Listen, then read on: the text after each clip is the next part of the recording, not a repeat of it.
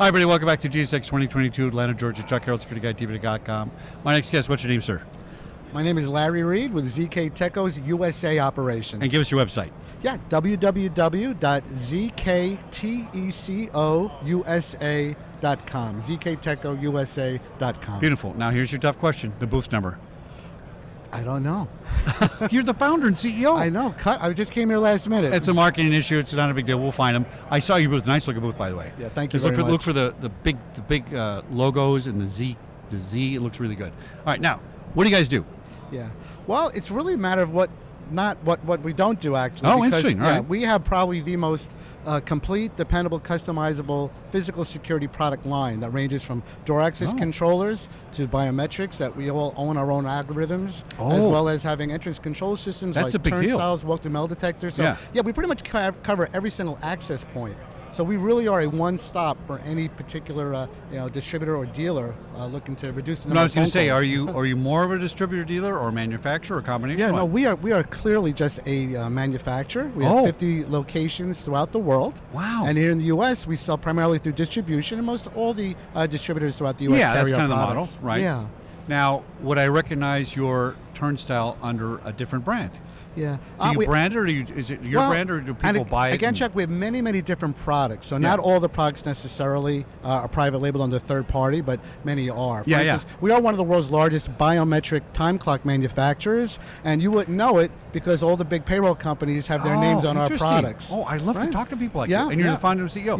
Yes, I am. So, and we also have door access controllers branded under our customers' names. So, so we certainly are available for OEM manufacturing. As well as having, of course, our own branded name, ZK Teco. Now, let's talk about proximity cards. Why are people unhappy with proximity cards? Well, yeah, it all depends who you're talking about, who's unhappy.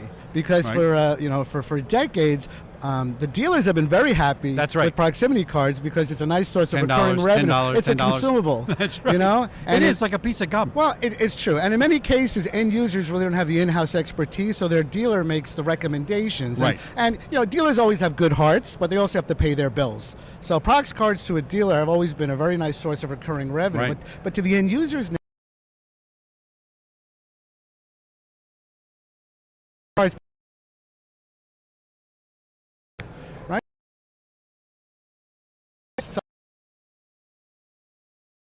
always used to put my card in my back pocket.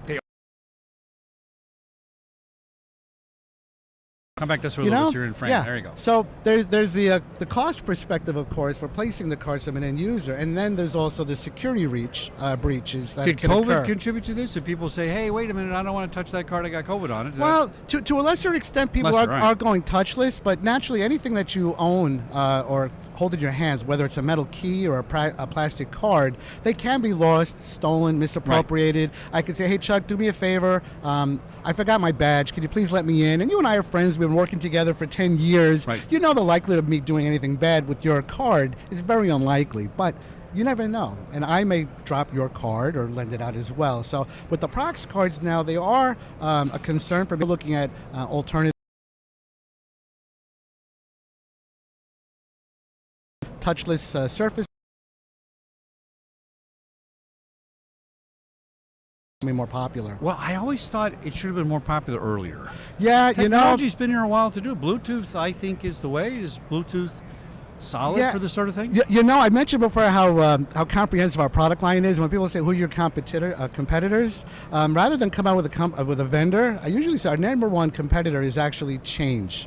Because people don't like to change. No, they don't. No. And people don't necessarily change until something bad happens. Either a government mandate happens, or unfortunately there might be a very bad incident that happens. It could be a violent incident where people now start to look at turnstiles and metal detection and weapons detection, or it might have just been a security breach where they got hacked. And now they're looking now to increase their cybersecurity. Cybersecurity insurance policies now becoming more and more popular. That's right. So unfortunately, it's not until something bad happens that people change. Well, and it has to be something really dramatic too.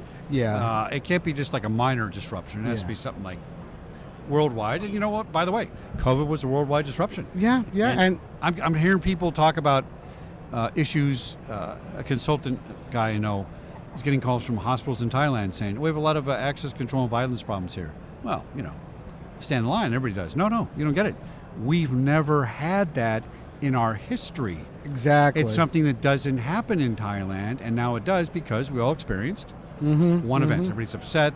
I need health care. There's blowback on things. So the world shifted. It absolutely has, and it's kind of funny. I always make my customers ever asked for it, so perhaps there's no demand.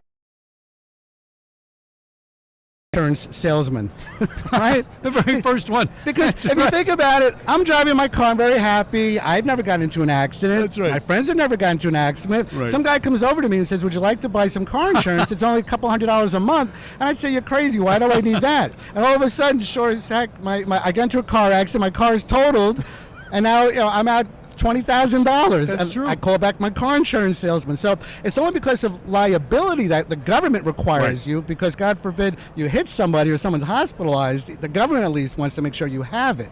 But just because you're not familiar with something doesn't mean you shouldn't listen to perhaps an advisor or a salesperson. Right. Because you may actually need it and save a lot of money down the road. Let's talk about facial recognition. Yeah, I think we're there. I mean, there's some deep fake software now that you can turn Abraham Lincoln into a video, a still Sure. shot, right? It's amazing. Yeah. People are worried about privacy, right? And I get it. It used to be you had no right to privacy in a public place. Now, I think you do have a right to your image, and I don't think Google gets to own your image because they say so. We're in a part in the security industry where we're going to have to get in front of that. And if we don't get in front of it, it may be that they just turn off all facial recognition cameras, and then it goes a segment of your income. Boom. What do you guys think about that? Yeah. Well, that's a great question that's in the news, because when you have such a phenomenal technology that's used for positive reasons, you're familiar with the Nobel Prize? Nobel is the inventor of the Nobel Peace Prize, but I don't know if you know what preceded that. He discovered or invented dynamite. I know that. It's crazy, right? I know. Yeah. And dynamite, in his mind, was used for constructive purposes, like building roadways and building it to phenomenal. But of course, there's always evil things you could do with technology. That's right. Now, if you look at the positive with face recognition, and we normally don't because as citizens, law enforcement doesn't want us to know about their techniques. Right. But could you imagine all the terrorist operations that have been thwarted because of the use of face recognition? Well, and think about, here's the other thing people don't think about. The bad guys use the same thing. Yeah, They use technology as well. Of course. So it's a flip side. And that's what when people ask me about my technology, or they try to trick me as a CEO or a salesperson, can this be breached or spoofed? I always answer, of course it can. Yeah. Because I think still human beings are still smarter than most machines. The machines are catching up. But so as far as face recognition goes, absolutely there are face privacy issues, but that's mostly more so when the person is not aware that their face is being used. That's the current law. To match it. Current law. Now, the many applications, I'm frustrated as a facial recognition developer because we all have opt-in applications. When people use our face recognition, the user knows that they're being used to punch into work, so they voluntarily enroll their covers face. you. That's a good way to do it. Exactly. Yeah. Or to open up a door. So in our case, it's all about permission-based technology, right? But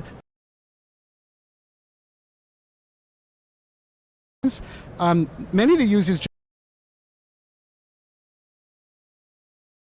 by some of the larger vendors that are very well known, they are all software companies, cloud-based, and they make their money through subscriptions. So that their software has to go in the cloud.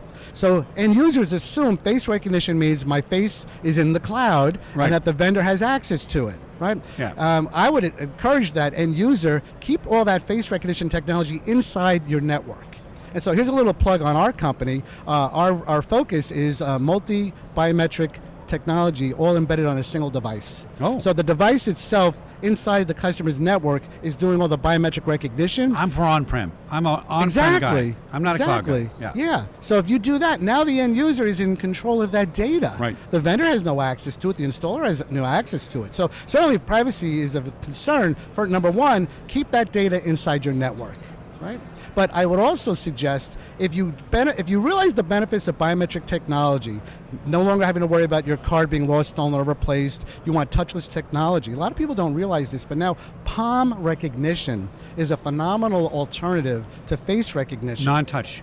Exactly. Oh, interesting. Exactly. Not the old hand scanners, right. which were touch, but Right. there's now technology. ZK Tech, we're one of only 3 other inventors of this technology.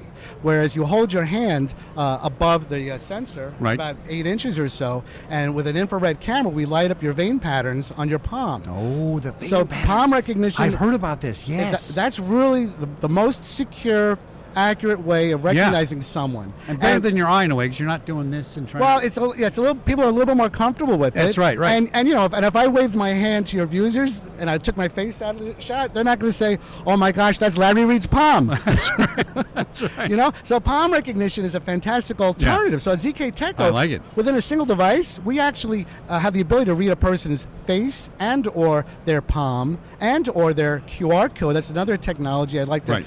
Make you aware of, as well as an RFID card and a PIN code. So we have perhaps 8 or 9 parameters you can actually have someone recognize before they'll have access to that door, that turnstile, that time clock, that intercom, and so on. Larry, we got to do more shows. Oh, This is cool stuff. I want to hear about all I this hope stuff. so. Yeah, you know, it's so All much right. fun talking about it. It is fun, isn't it? Chuck, it's been I a love it. pleasure.